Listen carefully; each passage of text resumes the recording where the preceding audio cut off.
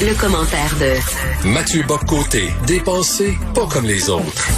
Alors, on pensait que François Legault est un fédéraliste, mais là, on se dit que c'était peut-être un souverainiste dormant qui est en train de se réveiller peu à peu, Mathieu. Oui, en fait, c'était une scène magnifique hier. Je crois que c'est Patrice Bergeron qui lui pose la question en conférence de presse, en lui disant: vous êtes très sévère envers le gouvernement fédéral pour l'instant sur la question de la quarantaine, sur la question des vaccins, sur la question de la gestion des frontières. Puis il lui dit: vous, longtemps dans votre vie politique, dans une vie politique antérieure, vous étiez indépendantiste. Est-ce que vous n'avez pas l'impression en ce moment que ces convictions-là que vous avez longtemps refoulées, ou à tout le moins que vous aviez changé, est-ce que ces convictions-là sont pas en train d'être remuées, de remonter à la surface? Très Et bon. là, la réaction de François Legault était magnifique. C'est-à-dire, il était manifestement, comme on dit en bon français, son body language était parlant. Sa réponse était claire. Sa réponse, il nous dit, à tout le moins, s'il n'était pas clair, à tout le moins, elle laissait comprendre ce qu'il pensait.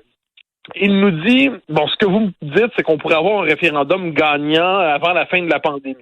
Donc, en gros, on comprend que pour lui, un référendum gagnant, c'est un référendum gagné par les souverainistes. C'est-à-dire, les fédéralistes n'ont pas l'impression d'avoir perdu en 95. Ils disent pas de référendum perdant de 95, les fédéralistes.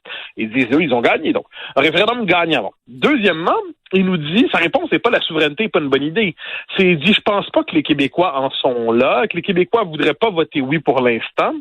Et dans les circonstances, la meilleure alternative, c'est toujours le plus d'autonomie possible pour l'instant. Autrement dit, il dit pas qu'il est contre l'indépendance. Il dit, si les Québécois sont pas rendus là. Donc là, il y a deux choses là-dedans. La première, c'est que François Legault, après, on connaît son parcours, c'était un indépendantiste convaincu. À la fin des années 2000, il se convainc que les Québécois ont tourné la page, qu'on n'en est plus là, qu'il faut passer à autre chose, que l'indépendance est presque même devenu un mythe paralysant parce qu'on fixe l'idéal sans être capable d'agir dans le réel. Bon. Et là, il tourne la page, puis là, il va peu à peu devenir autonomiste, puis il va même, faut pas l'oublier, dire qu'il voterait non pendant un temps. C'est sa manière pour lui de tourner la page, régler la question, on ne lui en parle plus. Mais là, ce qu'on voit depuis qu'il est au pouvoir, c'est qu'il se demande pourquoi le Québec devrait sans arrêt demander la permission à Ottawa ou à d'autres pour faire ce qu'il doit faire. On l'a vu sur la laïcité, on l'a vu sur des questions liées à la pandémie, on le voit sur des questions liées à la langue. Il se demande pourquoi on devrait demander la permission, pourquoi on devrait avoir une moitié d'autonomie plutôt qu'à être maître chez nous. Et là, dans la crise en ce moment, puis on sait très bien qu'on ne courra pas à l'indépendance demain matin, on est en pleine crise. La question demain, c'est est-ce qu'on peut rouvrir les commerces, c'est pas est-ce qu'on fait l'indépendance du Québec demain matin.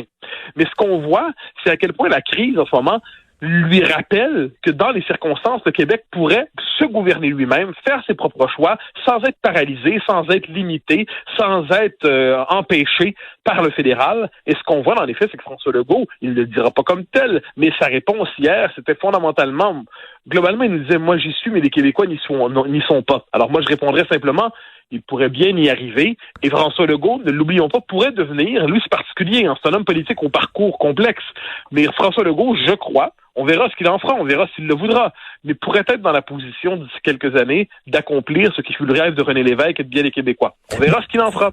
Mais je pense que c'est important ce qui s'est passé hier, parce que c'est comme s'il avait dévoilé le fond de son âme sur la question la plus fondamentale qui soit. J'en parlais tantôt avec Claude Villeneuve et Claude disait, il a jamais été un amoureux du Canada, François Legault. Il a jamais vraiment embrassé le Canada. C'est juste qu'il s'est dit, bon, ben, ça a l'air que les Québécois, ça les intéresse pas le référendum. On va passer à autre chose. Mais il a jamais été un fédéraliste très convaincu, là. Ben, exactement. Moi, c'est pour ça que Legault, moi, je voyais chez lui ce que j'appelais un post-souverainiste. Je voyais un autonomiste. Le mot fédéraliste ne lui collait pas à la peau. C'est-à-dire, c'est un Québécois d'abord, François Legault. Son univers mental, c'est celui du Québec d'abord. Son univers mental, c'est celui du Québec qui doit se gouverner lui-même. Donc là, il y a une série de scénarios qui sont possibles devant nous. Soit, il assume jusqu'au bout son pari autonomiste en se disant la coalition que j'ai construite, la coalition que j'ai montée, là où on en est le moment dans l'histoire, ce n'est pas à moi de faire ça. Mais ce qui est certain, c'est qu'il aura recentré la conscience des Québécois sur la question nationale, même indirectement. Et avec la laïcité, il faut jamais l'oublier, avec la laïcité, il a créé les conditions d'une crise constitutionnelle dans quelques années. Involontairement. Mais en créant, avec la laïcité, tôt ou tard, le fédéral va d'une manière ou de l'autre chercher à limiter, contenir la loi identitaire la plus forte votée par le Québec depuis un bon moment. Donc, si ça arrive, comment va-t-il réagir? Puis en dernière instance, si François Legault a un deuxième mandat, ce qu'on peut croire raisonnablement, qu'est-ce qu'il va décider de faire s'il se rend bien compte que le Québec pourrait renouer avec son destin? Et puis, s'il n'en veut pas pour différentes raisons, eh bien, il aura contribué à faire renaître la question nationale, la question de l'indépendance, et à ce moment-là, il n'est pas interdit de penser que les souverainistes qui n'ont jamais, eux, continué de croire et d'espérer pourraient récupérer ça. En ce moment, je fais pas de... Là, certains me diront, tu parles avec ton cœur, Mathieu, tu parles avec tes fantasmes. Peut-être un peu, mais pas tant que ça. Parce que dans les faits, ce qu'on voit, si on veut parler très rationnellement, c'est une dynamique politique qui s'est réenclenchée, et François Legault est la figure qui réintroduit, sans fanion ni trompette, il joue pas du tambour en ce moment, mais qui réintroduit indirectement, touche par touche, involontairement même à certains égards, involontairement, à coup de lapsus. Il réintroduit la question de la souveraineté dans le paysage, du maître chez nous dans le paysage, parce que se posera toujours la question, si c'était bien qu'on soit aux 3/4 autonome, pourquoi on serait pas pleinement autonome chez nous? Je pense que François Legault a semé cette question hier. Mathieu, je te pose la question à $1 million. Crois-tu qu'un sursaut souverainiste serait possible chez Lucien Bouchard? Imagine-toi, là, on fait de la politique fiction, que Lucien Bouchard se réveille, se dégèle, retombe en amour avec son ancienne blonde, là, qui était le Québec, et il dit lui aussi, écoutez, je vous appuie, monsieur Legault, on va aller dans ce sens-là, puis on est capable, puis la situation actuelle nous montre que l'idée de nation est pas morte. Est-ce que ça serait possible, ce sursaut-là, chez Lucien Bouchard, où il est vraiment devenu un vrai fédéraliste? Pour moi, Lucien Bouchard n'est jamais devenu fédéraliste. Moi, de toutes ses déclarations, il nous a jamais dit « je renonce à l'indépendance ». Il nous a dit « je la crois plus possible ». Dans une entrevue à Bureau, il y a quelques semaines ou quelques mois, à Stéphane Bureau à Radio-Canada, il disait que la démographie, on comprend ce que veut dire ce terme codé, c'est-à-dire l'immigration massive, la démographie rendait la souveraineté improbable. Mais il n'a jamais renoncé à ça. Donc, si l'horizon de la souveraineté revient, si ça redevient possible, est-ce que Lucien Bouchard, vraiment, lui qui a toujours espéré, lui qui considère que la défaite de 95 a brisé les ressorts de l'âme québécoise et de l'identité québécoise, lui qui considère que la défaite de 95 est une immense défaite, est-ce que si de nouveau l'histoire nous donne une troisième chance, une dernière chance de faire le pays, de faire l'indépendance, de faire en sorte que notre peuple se gouverne lui-même sans demander la permission à qui que ce soit pour exister, sans demander la permission pour faire les grandes décisions qui s'imposent pour lui-même. Est-ce qu'on peut croire vraiment que Lucien Bouchard ne serait pas au rendez-vous? Je n'en crois rien. Je pense qu'il n'a jamais cessé d'être souverainiste. Il a simplement, comme tant d'autres, il a cessé de croire que ça arriverait, il a cessé de croire que c'était possible. Mais si on lui dit que, pour reprendre le slogan de 95, ça devient possible. Eh bien, si ça redevient possible, eh bien, est-ce que Lucien Bouchard serait au rendez-vous? Est-ce qu'à la manière d'une figure d'autorité, d'un père spirituel de la nation, qu'en sais-je, est-ce qu'il enverrait le signal? Moi, je suis là-dedans, il faut pas manquer ce rendez-vous-là, c'est important. J'en suis convaincu quant à moi. Donc, ensuite, on verra ce que ça donne. Est-ce que, finalement, tout ce qui se passe en ce moment, tout ce dont je parle, est-ce que c'est une manière de mettre la table? Volontairement ou involontairement, pour que d'autres s'emparent des circonstances, ou est-ce que François Legault, dans 1 an, dans 2 ans, dans 3 ans, dans 4 ans, ces convictions-là vont nous travailler à un point tel qu'il va se demander pourquoi, plutôt que d'être le premier ministre de la province du Québec, il serait pas la figure fondatrice, le père politique fondateur d'un Québec indépendant, d'un Québec libre. Et Mathieu, on dirait que les étoiles s'alignent pour un retour de la nation, parce que devant lui, il a Justin Trudeau, Justin Trudeau, on le voit, là, sa difficulté à resserrer les frontières, ça va contre son ADN profond, parce que ce gars-là, profondément, idéologiquement, il croit que resserrer des frontières, c'est un crime contre l'humanité. C'est monsieur frontières ouvertes, il l'a démontré quand il a invité tous les miséreux du monde entier à se pointer au Canada avec les résultats qu'on a connus. Donc, écoute, il a devant lui un homme qui déteste l'idée de nation. Et donc, les étoiles s'alignent pour un retour du nationalisme au Québec. Ça, c'est la rencontre d'une circonstance et d'une cause profonde. C'est-à-dire, Justin Trudeau, c'est celui qui croit de tout son cœur que le Canada est un pays post-national, qui n'a de noyau identitaire que la diversité, la quête d'une toujours plus grande diversité. Bon, il incarne ça. Mais il faut jamais oublier que même si c'était Erin O'Toole, le charmant Canadien anglais, qui n'est pas désagréable, en temps passant, qui a la main tendue dans son esprit au Québec, la structure fédérale, le règne fédéral, la structure même du pays, quel qu'en soit le premier ministre, rend toute réforme significative pour le Québec je dirais au mieux terriblement improbable. Donc, mais tu as tout à fait raison de dire que là, vu les circonstances, le régime de 82, plus Justin Trudeau, qui est le lutin, le farfadet d'Ottawa, alors qui est là, les deux se rencontrent. François Legault, qui est exaspéré manifestement de devoir gérer avec devant lui un adolescent plus ou moins compétent sur des questions qui se présentent à nous, plus faut pas oublier, dans le paysage, au-delà de la pandémie, il y a la conscience de la fragilité linguistique du Québec, il y a la question de la laïcité qui remonte à la surface, il y a la question du sentiment qu'il sera peut-être un jour trop tard. Eh bien, tout ça mis ensemble, qui nous dit si dans quelques années l'histoire ne s'accélérera pas? À tout le moins, je vois devant moi une possibilité historique qui s'ouvre et se dégage. Chacun va devoir y jouer son rôle. Les indépendantistes du Parti québécois jouent leur en gardant la flamme vivante. La Coalition Avenir Québec de François Legault fait réapparaître la possibilité, l'idée du Québec d'abord, puis jusqu'où ça peut aller le Québec d'abord. Tout ça, Justin Trudeau incarne le Canada dans ce qui date de plus étonnant, disons ça comme ça. Eh bien, les circonstances se présentent. On verra ce qui en sortira, mais personne ne peut dire qu'il n'y a pas en ce moment un jeu de circonstances qui crée des possibles nouveaux. Et la prochaine étape, ça va être de voir comment les tribunaux canadiens vont accueillir la loi 21 et la prochaine loi 100. C'est le prochain lac Meach. C'est pas compliqué. Ça, dès que les fédéraux touchent ne serait-ce qu'un poil de la loi 21. La loi 21, c'est une loi minimaliste. Il ne faut pas l'oublier. C'est une loi modérée. C'est une loi raisonnable. C'est une loi qui n'ambitionne pas. C'est la loi du compromis. Le compromis, c'est pas ce que les tribunaux feraient de la loi 21. La loi 21, c'est le compromis. Si les fédéraux se permettent d'y toucher ne serait-ce qu'un instant, je crois qu'on va être devant Meach 2. Tout à fait. Puis là, on va entendre, on a la fameuse phrase de Robert Bourassa, là, après l'échec de Meach, là, on va dire, oh mon Dieu, il va faire l'indépendance. Donc là, ça va peut-être être... Sauf que François Legault n'est pas Robert Bourassa. Et là, c'est la différence. Robert Bourassa était terrorisé par l'indépendance. Peut-être la désirait-il discrètement, mais il était terrorisé par ce qu'elle représentait. François Legault est pas terrorisé par l'indépendance. Si jamais la possibilité se présente, je sais pas ce qu'il va faire. Hein. Moi, je suis pas magicien, je suis pas devin. Mais manifestement, c'est pas Robert Bourassa. Il ne porte pas en lui la peur atavique du Canadien français. Il a en lui ce qu'on pourrait appeler la confiance nationaliste du Québécois moderne. Et ça, je pense que c'est quelque chose qui pourrait jouer dans la balance. Et à ses côtés, il a un bon chef du PQ. Moi, j'aime beaucoup Paul Saint-Pierre Plamondon, qui est très solide. Donc, ça va être très intéressant de voir ce qui va se passer dans les prochains mois. Merci beaucoup. Bon week-end, Mathieu. Le commentaire de Mathieu Bock-Côté, dépensé pas comme les autres. Mathieu, avant, les ennemis publics numéro 1 étaient Jesse James, Charles Manson, Al Capone. Maintenant, c'est Peter Pan, Aladdin et Dumbo. Oui, et il faut en finir avec ces petits salauds.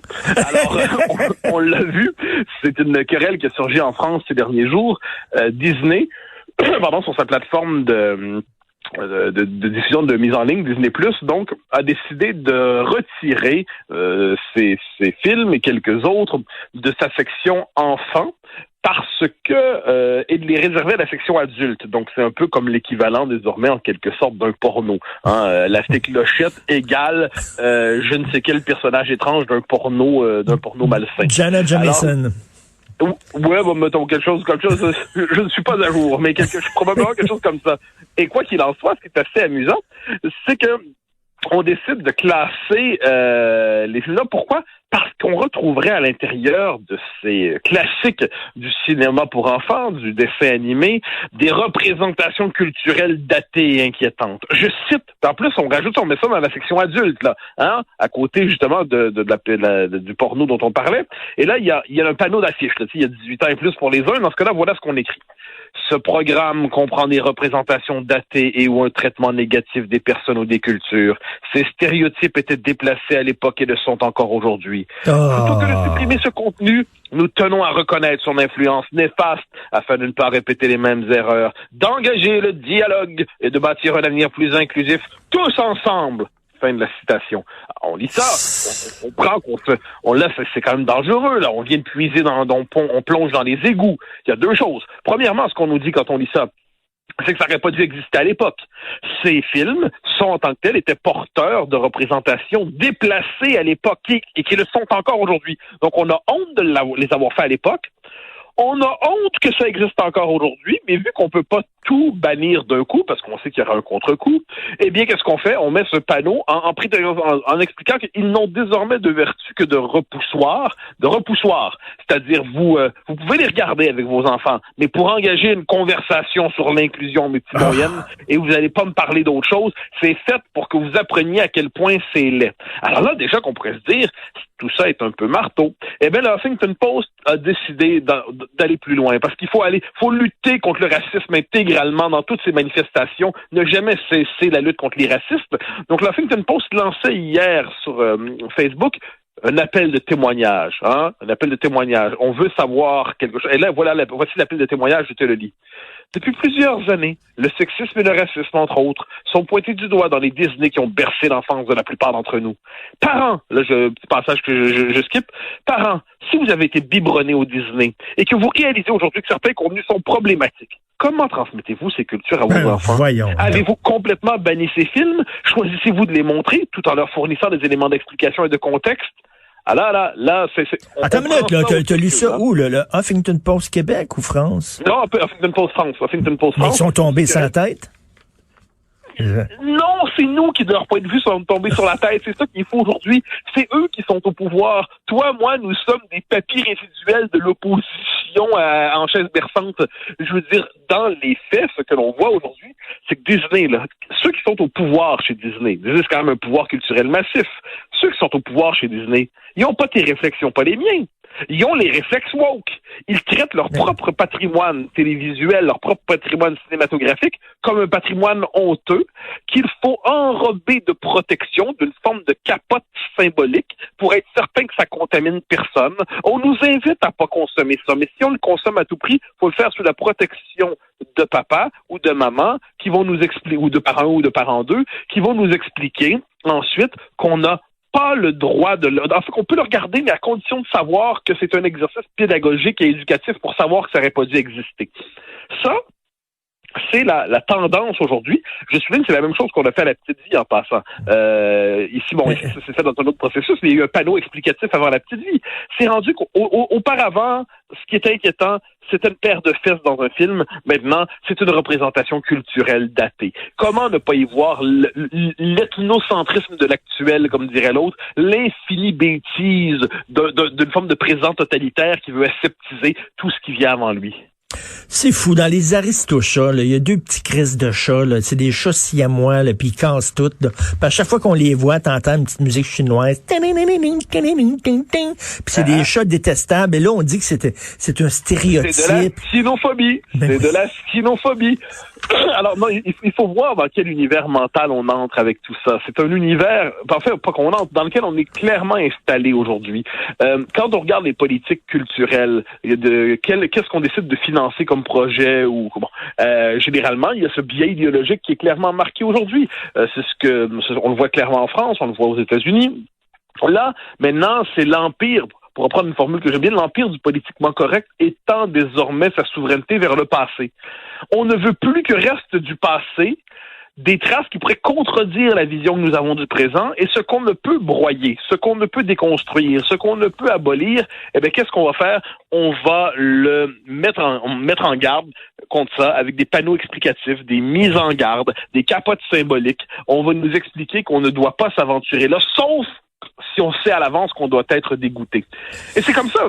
C'est ça la norme aujourd'hui. Donc, ils sont peut-être tombés sur la tête, mais ils ont le pouvoir. Et c'est la culture de l'excuse. Écoute, là, Yves-François Blanchet a dit à propos de la gestion de Justin Trudeau de la pandémie, qu'il gère pas ça comme un pilote d'avion, mais comme un agent de bord.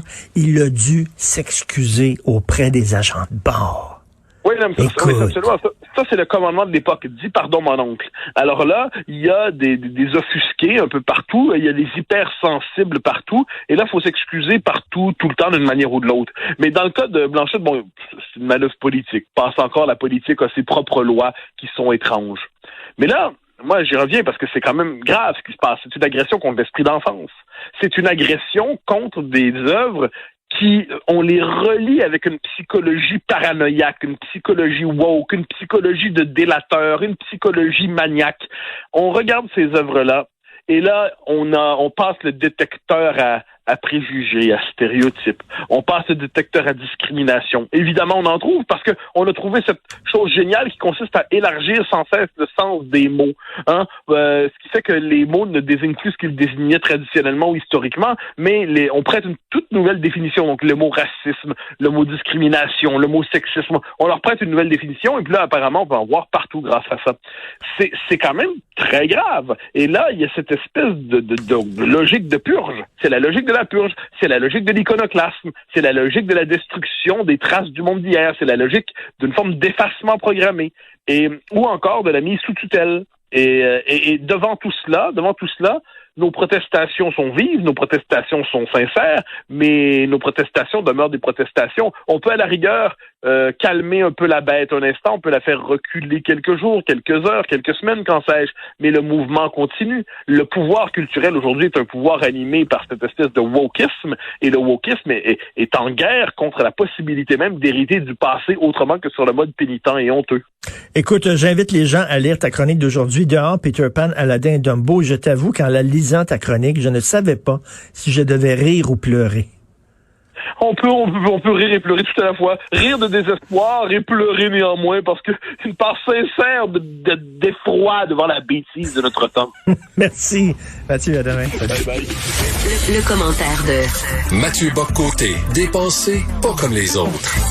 Mathieu, aujourd'hui dans ta chronique, vers la fin, tu écris « Ceux qui s'inquiètent de la défense des libertés ordinaires devant les excès possibles de l'ordre sanitaire ne servent pas une cause déshonorante ». Est-ce que tu n'es pas en train de nourrir certaines personnes qui sont contre le confinement, contre les mesures sanitaires, qui banalisent la situation, parce que ces gens-là sont en train de dire « Il est des nôtres, il est contre le confinement comme nous autres ». Alors, je distinguerais 2-3 choses là-dedans. J'ai toujours dit, peu importe le texte que j'écris, ma fonction n'est pas de nourrir, comme si j'avais devant moi un élevage de gens. J'essaie d'écrire la chose qui me semble juste dans les circonstances, qui me semble adéquate, sans me demander est-ce que je vais nourrir quelqu'un qui me comprend mal. Parce que si on écrit toujours en fonction de celui qui pourrait mal nous comprendre, on finira par ne plus rien écrire, ça me semble inévitable. Alors, une fois que c'est dit, non, ce qui me semble important, puis je racontais au début de la chronique, ce qui est à l'origine de ce papier-là, c'est il y a quelques jours, je regardais à la maison une série qui date de 2015 environ, et là, j'avais un malaise devant la série, mais je savais pas c'était quoi. Et là, je voyais des gens qui se touchaient, qui se parlaient, puis là, c'était le soir. Là, je me dis, mon Dieu, mais ils rentreront pas à temps pour le couvre-feu. Et là, pendant quelques secondes, moi, je me suis dit, mon cerveau vient de basculer manifestement. Et là, je devenais étranger mentalement à ce que fut la vie pendant longtemps, disons ça comme ça, et je constatais que la crise, la COVID, dont je n'aurais jamais le début d'un quart de huitième d'idée de la relativiser, c'est pas la question de la nier, encore moins, mais je disais, elle nous a frappés à ce point où ce qui nous semblait le plus banal nous semble aujourd'hui extravagant. Et une réflexion qui m'accompagne depuis le début de cette crise, sans jamais, me semble-t-il, faire le procès de nos gouvernements, sans jamais dire il y a derrière ça un complot, tout ça. Je dis, il faut toujours garder à l'idée que ce qui se passe n'est pas normal, au sens où la suspension des libertés qui est réelle, qui est probablement nécessaire à bien des égards, mais qui est réelle, on ne doit pas faire semblant que rien ne se passe. On ne doit pas s'habituer à cet état mental qui est quand même une forme de ratatinement intellectuel et existentiel. Donc, je dis pas ensuite. Puis ensuite, j'ajouterais que on devrait être en droit de discuter de l'efficacité ou de la légitimité de telle ou telle mesure sans qu'on y voit une remise en question de l'ensemble de l'approche sanitaire appropriée à la crise. Donc, parce qu'un jour, peut-être pas demain, mais un jour, il va falloir se demander dans quelle mesure on peut fonctionner de confinement en confinement jusqu'à quand on peut tenir comme ça comme société si la crise s'installe, si d'un variant à l'autre, si la vaccination est moins efficace qu'on ne l'espère. Est-ce qu'on a comme horizon, si c'est le cas, il faut le dire, d'être dans une possible cycle de confinement à répétition sur 1 an encore, 2 ans, 3 ans? je pense qu'il ne devrait pas être interdit d'aborder ces questions-là raisonnablement sans y voir d'un côté une forme de logique conspirationniste, puis sans non plus, inversement, certains nous disent le gouvernement cherche à nous étouffer. Non, c'est pas ça. C'est juste qu'à un moment donné, au nom d'une exigence sanitaire réelle, on doit rappeler néanmoins que toute la vie n'entre pas seulement dans la catégorie de l'urgence sanitaire, qu'une part de la vie peut et doit être préservée. Puis je donne juste un exemple à la fin là-dessus. Pour moi, là, il y a la question du couvre-feu on va en reparler d'ici quelques jours, là, peut-être à peu près une semaine et quelques. Est-ce qu'il est légitime de dire, bon, mais dans certaines régions, l'épidémie est sous contrôle?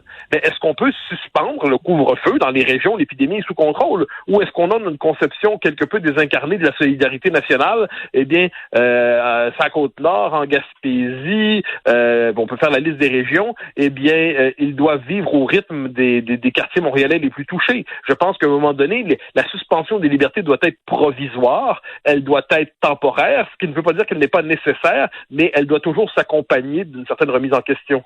Écoute, je suis déçu parce qu'en début de chronique, tu n'as pas dit que ta chronique était diffusée à partir d'un territoire mohawk non cédé.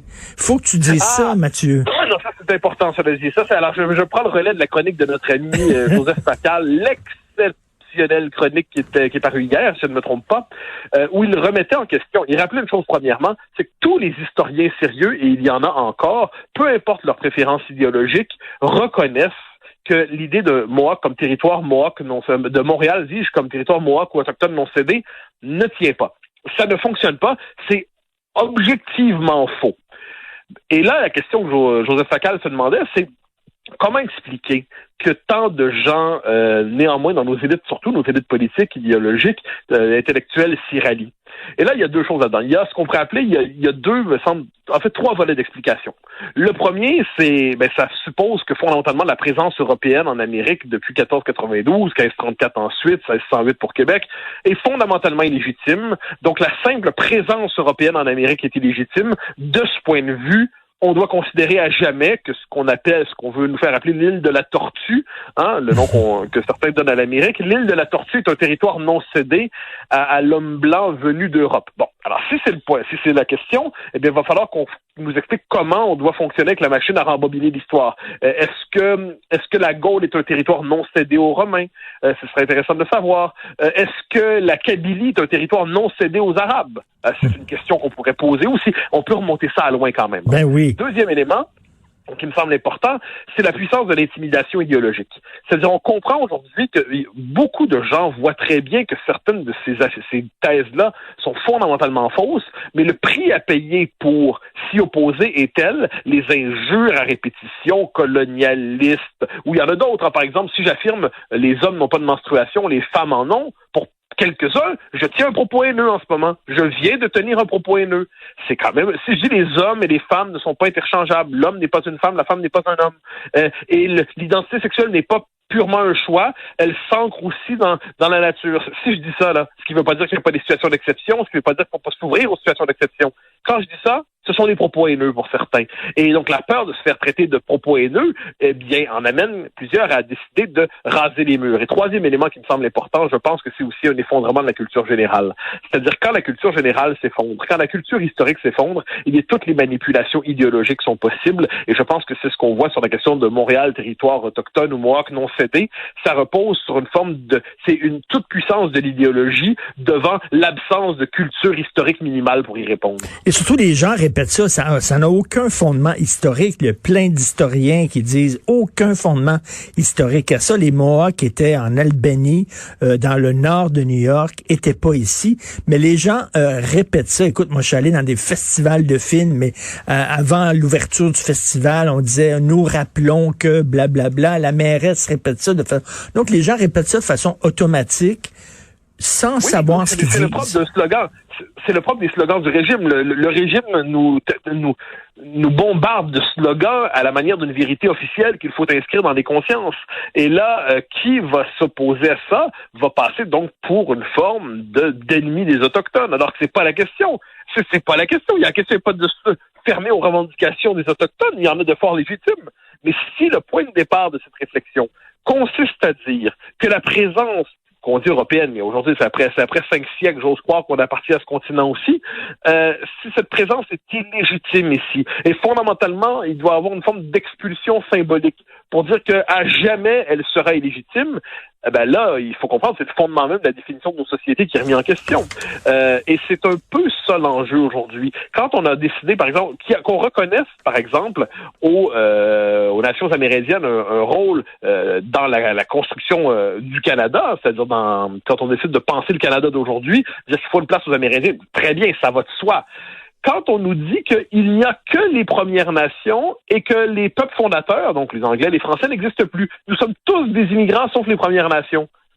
Ou les premiers peuples, comme on dit aujourd'hui. Alors, c'est différent, ça. Ça consiste plus à s'ouvrir aux Autochtones. Ça consiste à nous expliquer que les peuples qui ont quand même fondé au sens d'un État, au sens d'une société moderne, au sens non pas seulement un territoire éternellement présent, mais à la manière de pays construit, tout ça, donc des fondateurs, et ça, il n'existe plus. Nous sommes tous des immigrants. Donc, l'enjeu, c'est la définition même de nos sociétés. Est-ce qu'on peut affirmer ça sans aujourd'hui subir les foudres idéologiques de minorités militantes très violentes symboliquement, qui travaillent à détruire les réputations? Et c'est ça un peu l'enjeu. Puis donc, quand l'inculture se conjugue au fanatisme dans un contexte d'intimidation globale et que l'université, en plus, est une institution à produire un monde alternatif, ces gens qui prétendent dénoncer les fake news fabriquent les leurs, quand on est là-dedans, on a l'impression, j'y reviens toujours parce que pour moi c'est fondamental, qu'on est dans un régime qui veut nous faire dire que 2 + 2 = 5. Tout à fait. Écoute, 2 + 2 = 4, c'est la première des vérités, la première des libertés. En terminant rapidement, il y a un nouveau livre de Ijeoma Oluo, alors une militante antiraciste intersectionnelle.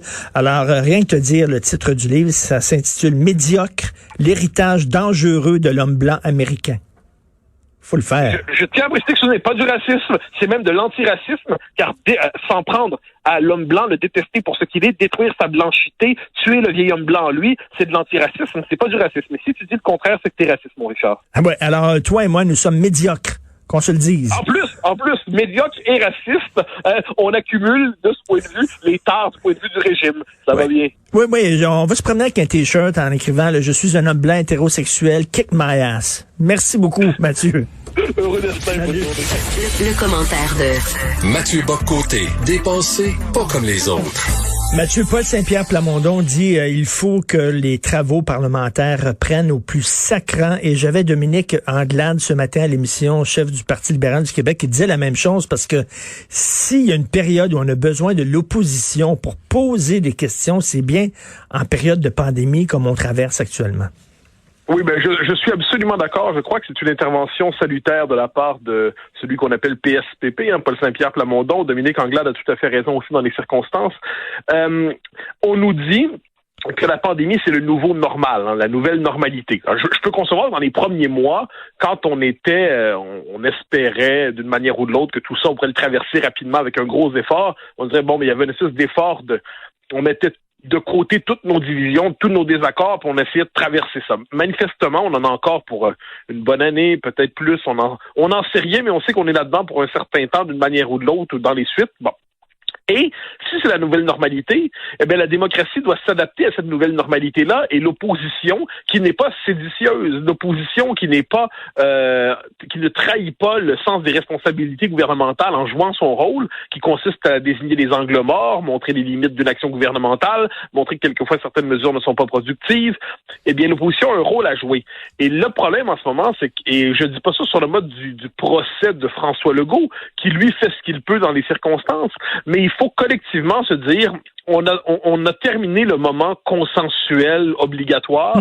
Il faut restaurer le droit d'un désaccord intelligent sur toutes les grandes orientations qu'on fait en ce moment. Et pour éviter, puis ça j'en suis convaincu, que l'opposition ne déborde, ne se radicalise, ne finisse dans la rue, elle doit avoir une belle place au Parlement. Et de ce point de vue, il y en a plusieurs qui se sont moqués hier de l'intervention de Paul Saint-Pierre Plamondon. Ils l'ont tourné un peu en ridicule, à tort, je crois. À tort, je pense qu'il a joué un rôle salutaire hier. Et c'est la preuve de ce point de vue qu'avoir des hommes politiques, des femmes politiques qui sont pas simplement des as de la répétition de slogans, mais qui ont une vraie réflexion, ça sert là-dedans. Adapter la démocratie au temps de COVID, ça veut dire faire une place pour l'opposition en temps de COVID. Et je reviens à mon entrevue avec Dominique Anglade. Je lui disais, c'est pas évident le rôle de l'opposition dans ces temps-là parce que Vous voulez pas non plus paraître à vous servir de la pandémie pour faire de la petite politique.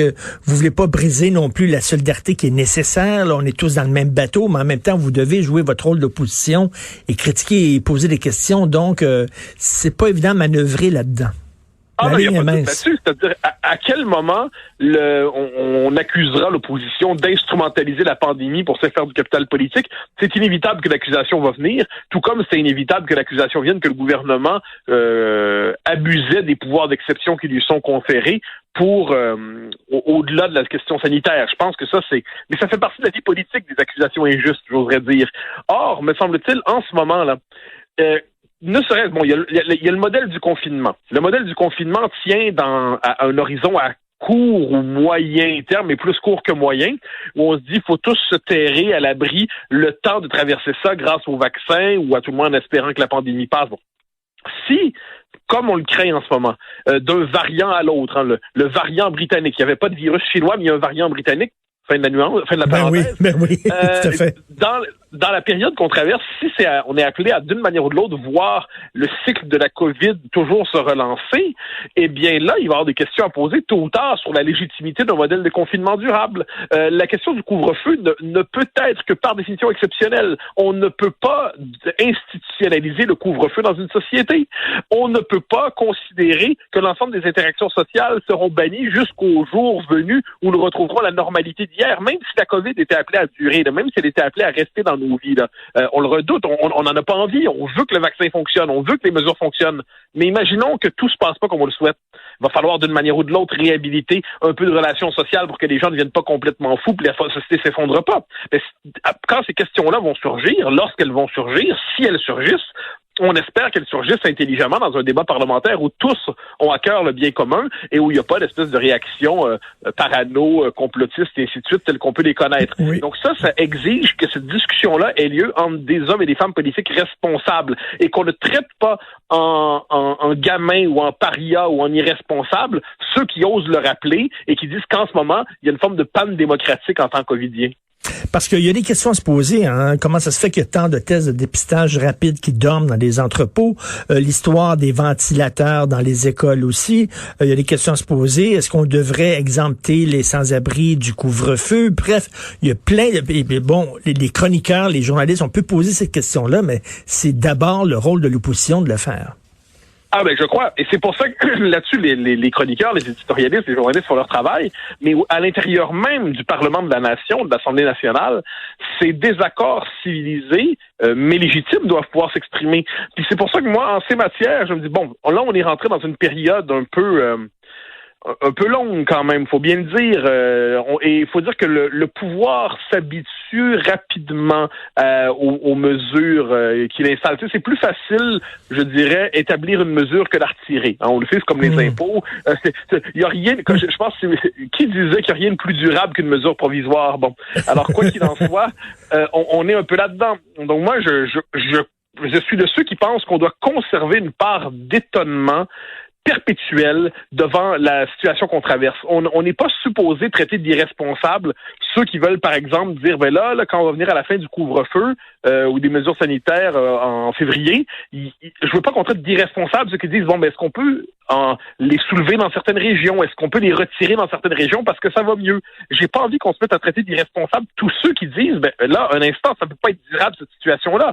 Encore une fois, j'espère que l'opposition, toujours avec ce souci, comme je le dis, de climat de responsabilité, parce qu'on est dans une pandémie, il faut qu'il y ait une solidarité nationale, on est tous conscients, personne s'imagine que le gouvernement veut mal faire, tout le monde comprend qu'il faut faire des efforts particuliers, mais dans cet effort, il y a aussi faire la place aux points de vue divergents, qu'il s'agisse d'un point de vue divergent dans lequel on peut se reconnaître, les différentes oppositions, ou même d'un point de vue divergent qui quelquefois nous choque, mais qui est celui d'environ 30% de la population qui se reconnaît pas dans les mesures en général. Et ça, je pense qu'il faut être capable de tenir ça, et c'est en faisant la preuve que l'opposition a sa place dans la crise qu'on traverse actuellement que je crois paradoxalement on va être capable de renforcer la solidarité nationale. Parce que c'est quand on ne se s'entend plus, quand on ne se sent plus entendu du tout, qu'on a tendance à s'enfermer dans un monde parallèle. Donc ça, c'est une espèce de jeu d'équilibre très complexe, mais il faut le tenter. Et en terminant, je veux revenir sur la parenthèse que tu as faite tantôt de façon ironique, mais qui est quand même importante. C'est vrai que lorsque Donald Trump parlait d'un virus chinois, on disait ça n'a pas de bon sens, ça n'a pas de sens, c'est raciste et tout ça.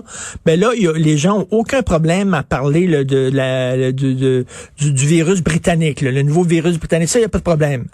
C'est bizarre, quand même. Même au début de la crise, en soit dit en passant, on parlait du virus chinois, là, c'est oh là là, raciste. Mais là, certains faisaient remarquer, oui, mais quand on dit que les Européens ont amené des virus en Amérique avec la colonisation, là, c'est des virus venus d'Europe, les maladies venues d'Europe, ça, c'était pas raciste de dire ça. Alors, ce qu'on comprend, encore une fois, c'est l'exaspérant deux poids, deux mesures. C'est-à-dire, moi, j'ai pas de problème à ce qu'on parle de virus chinois, j'ai pas de problème à ce qu'on parle de variant britannique, ou alors on parle d'aucun des deux. Mais là, cette logique, alors on parle de pas de ça, puis on parlera pas de quoi d'autre, et ainsi de suite. Moi, j'ai tendance à me méfier de ces espèces de patrouilleurs du vocabulaire, et autant que manifestement ce virus venait de Chine, mais qu'on le dise, et qu'il y a un variant qui soit britannique, qu'on le dise, qu'il soit sud-africain, on le dise, qu'il soit brésilien, on le dise, puis si jamais il y avait un variant québécois, ben qu'on le dise, je me sentirais pas victime de québécophobie.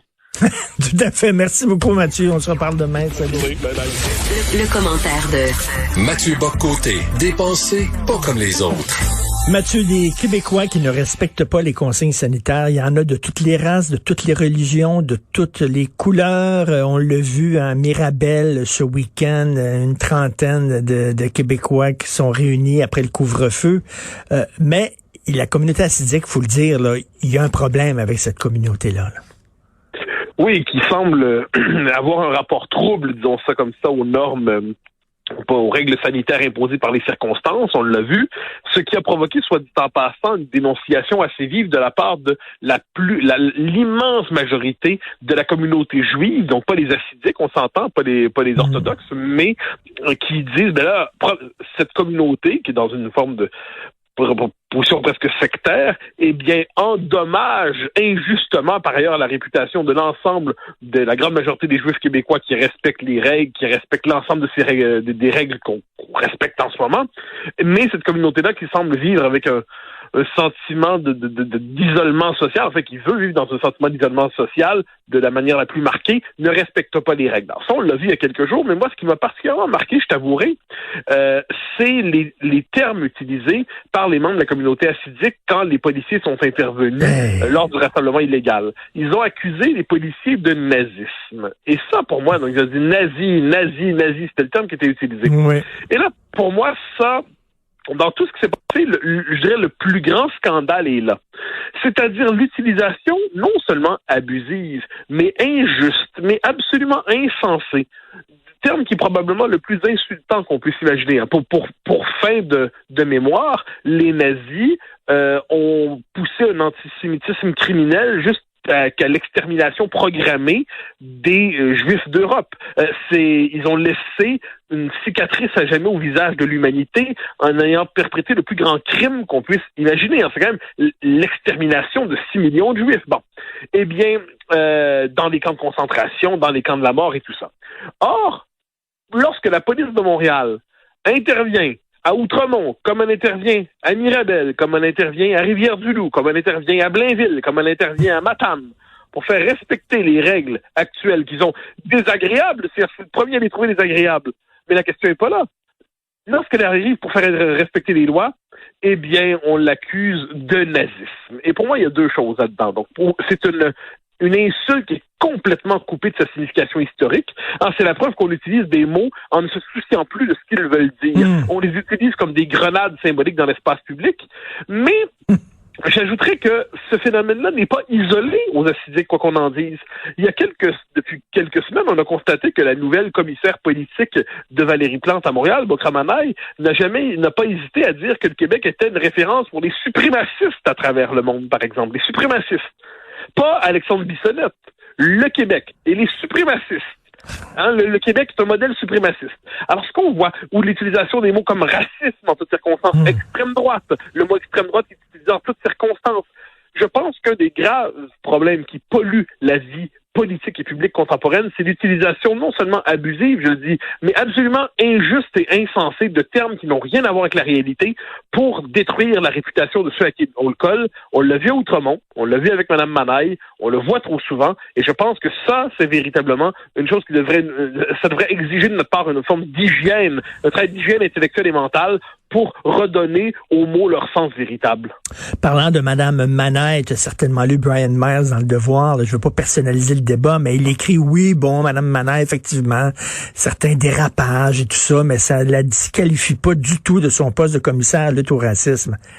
Ouais, bon, ben alors, autant la presse est devenue la Pravda, autant Le Devoir est devenu le bulletin paroissial de la gauche mondaine. Bon, ensuite, les éditoriaux de Brian Miles ne sont pas particuliers.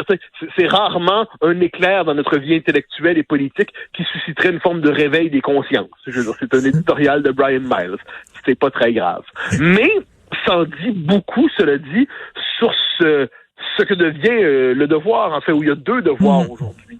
Il y a d'un côté le devoir, je dirais à l'ancienne, qui était le devoir qui cherchait à exprimer la position éditoriale historique, c'est-à-dire de journal nationaliste, qui est une forme de nationalisme ferme et raisonnable tout à la fois, qui est incarné, il y a plusieurs figures qui l'ont incarné dans son histoire. Je vais éviter de personnaliser pour pas faire du mal à personne. Aujourd'hui, manifestement, la stratégie qui est à la fois idéologique et marketing du journal consiste à flirter exagérément avec la gauche woke. On voit le résultat. Ça en fait un journal dont la capacité d'influence a baissé, faut le dire, qui cherche aujourd'hui, qui participe à cette guerre des réputations et qui nous explique finalement que Mme Manaille, qui accuse le Québec de suprémacisme, c'est pas bien. Elle aurait pu faire autrement, mais c'est pas grave. Bon, ben oui, bon, c'est... OK. C'est qu'au moins c'est un révélateur à certains égards, mais voilà pourquoi le Devoir, je le vois, il y a des chroniqueurs remarquables. On pense à Christian Rioux, il y a le travail de Louis Cornelier dans les essais. C'est pas rien. Il y a quelquefois de bons. Il y a un Robert Dutrissac à la page éditoriale qui est très très bon. On pourrait en nommer d'autres. Ensuite, Brian Miles. C'est ça.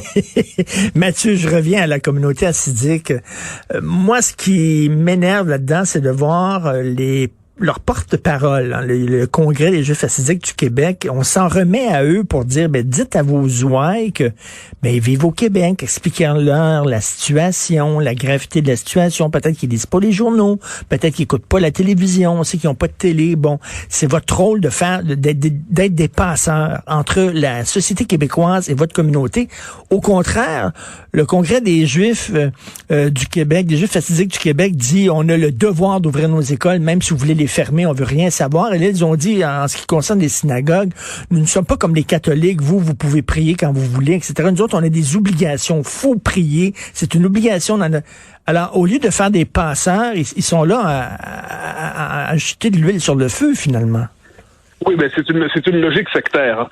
C'est une logique sectaire qui n'est pas surprenante, c'est-à-dire, je dirais que toute communauté qui tend, quelle que soit d'ailleurs sa religion, qui tend à décider de se dérober aux liens civiques parce qu'elle prétend avoir un contact direct et absolu avec l'absolu en majuscule, va faire primer ce qu'elle croit quand la loi divine sur la loi des hommes, la loi de la cité. Or, ce qui est triste là-dedans, puis il faut le redire, la communauté juive dans son ensemble n'est pas du tout aligné sur ce que font les hassidiques dans les circonstances. La communauté juive, et par ses organisations, s'est montrée solidaire, se montre solidaire de l'effort commun en ce moment contre le virus. C'est quand même dans les tâches, les règles sanitaires. Donc elle le fait, mais là on a une petite frange très visible qui vit à l'écart mentalement, non seulement de la société québécoise, mais même de la communauté juive elle-même. Il ne faut pas oublier à quel point les points de contact entre les hassidiques et l'ensemble de la communauté juive sont pas si nombreux, mais qui décident finalement de dire, nous, on ne se sent pas engagés par la société dans laquelle on vit.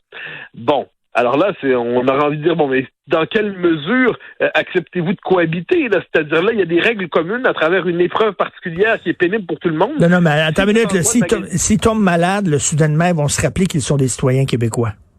Mais c'est un peu le problème en ce moment. C'est-à-dire, quand on décide, dans des circonstances exceptionnelles, de négocier ses obligations, quand on décide de dire, ouais, mais ça, on respecte pas, puis ça devient un comportement normalisé, et qu'en plus, on nazifie ceux qui sont responsables de faire respecter les règles, l'ordre, la loi. Alors là, c'est pour le dire d'un euphémisme, c'est pas très bon pour le vivre ensemble. Mais c'est de l'autre côté, c'est une communauté qui témoigne d'une difficile insertion dans les rapports sociaux. On l'avait vu avec l'affaire du YMCA il y a un bon moment, et ainsi de suite. Bon, il faut raison garder.